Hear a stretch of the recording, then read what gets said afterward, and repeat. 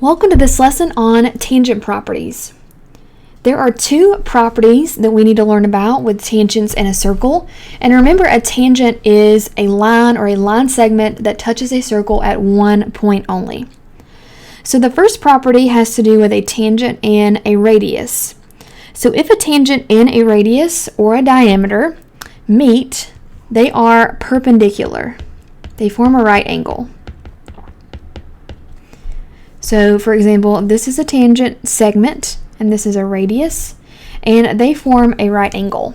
So a lot of times on these problems, you'll see a right triangle, and you can use the Pythagorean theorem to solve for missing segments.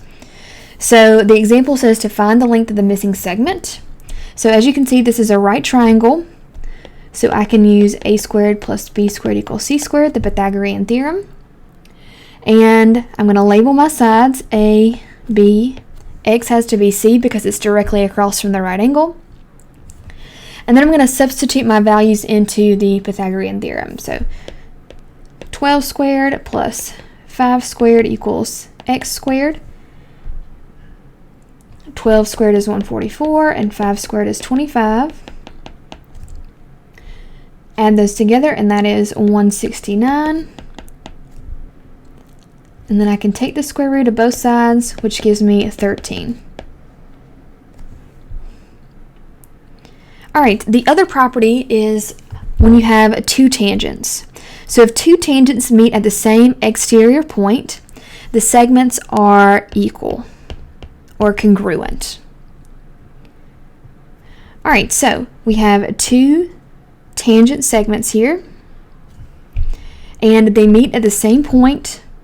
So they are equal in measure. So we can set the expressions that represent the lengths of those tangents equal to each other.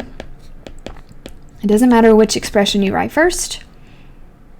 So I'm going to subtract 2x from both sides. And then I'm going to add 10 to both sides. Negative 10 plus 10, that cancels, of course, so x is 15. All right, let's go over some more examples. So in number 1, it says, determine if line segment AB is a tangent segment. So in this one, we are given all three pieces of the triangle, and we want to determine if it is a right triangle, which would prove that this is a tangent because it would be perpendicular to the radius, forming a right triangle. So we can use the Pythagorean theorem again and see if these values make the Pythagorean theorem true, if they work, if they fit the Pythagorean theorem. So A, B, and C. 10 has to be my C because it's the largest number, so if it were a right triangle, that would have to be my hypotenuse. So 6 squared plus 8 squared equals 10 squared. Let's see, 6 squared is 36, 8 squared is 64, 10 squared is 100, 36 plus 64, that is 100. So this is true, so my answer would be yes. It forms a right triangle, which makes AB a tangent segment. All right, number 2, solve for x. So these are two tangent segments that meet at the same external point, so their lengths are equal. So I can set these equal to each other, x squared equals 9. And I can take the square root of both sides, so x equals 3.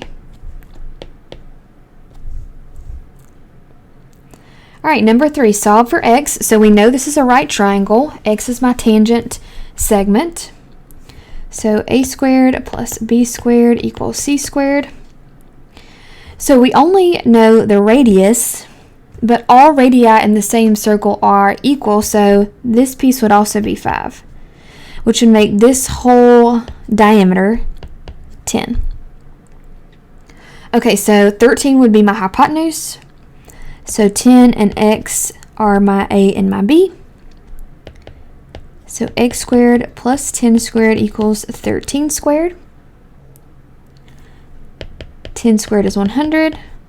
13 squared is 169. I'm going to subtract 100 from both sides. and then take the square root, So x equals about 8.3 if I round it.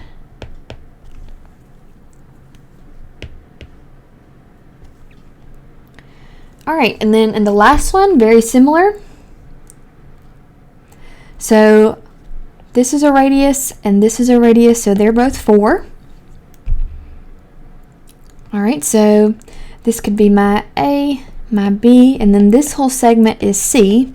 Now there's a couple ways you could do this problem. You could represent C using the expression 4 plus x. But if you do that, you're going to have to square 4 plus x, and you're going to end up with a binomial squared. So let's not do that quite yet. If your teacher wants to show you that, that's totally okay. But I'm going to show you another way. So I'm still going to use the Pythagorean theorem. So 10 squared plus 4 squared, and I'm just going to leave that c squared, and we're going to solve for the whole length of the segment. So this is 100, this is 16. So 116 equals c squared. So c is about 10.8. And then if I want to find just the piece here, I can take 10.8 and subtract 4, and I get 6.8.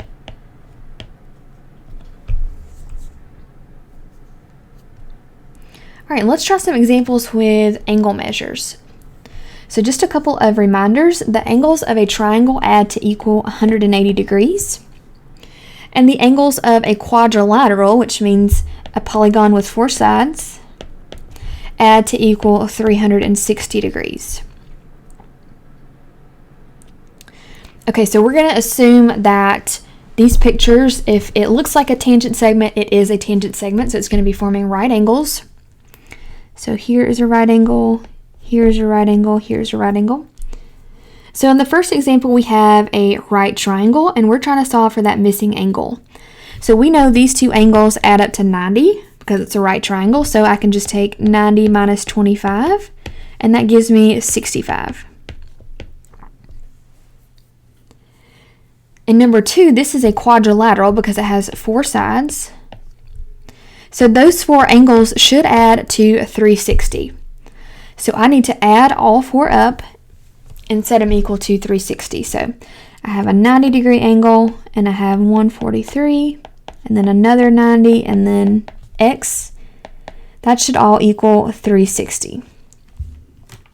So let's add up 90 plus 143 plus 90. That gives me 323.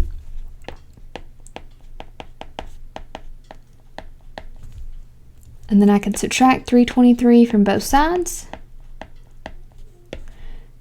So the missing angle is 37 degrees. All right, and then in the practice problems, the examples, go ahead and draw your right angles on there on the picture. And pause the video and try those by yourself. All right, let's see how you did. And number 1, you should have taken 90 minus 32 and gotten 58 degrees. And number 2, you add up 90 plus 90 plus 46 plus x equals 360. And you should have gotten 134 degrees.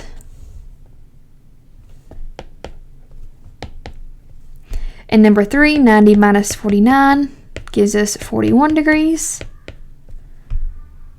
And then in number 4, you should have gotten 78 degrees.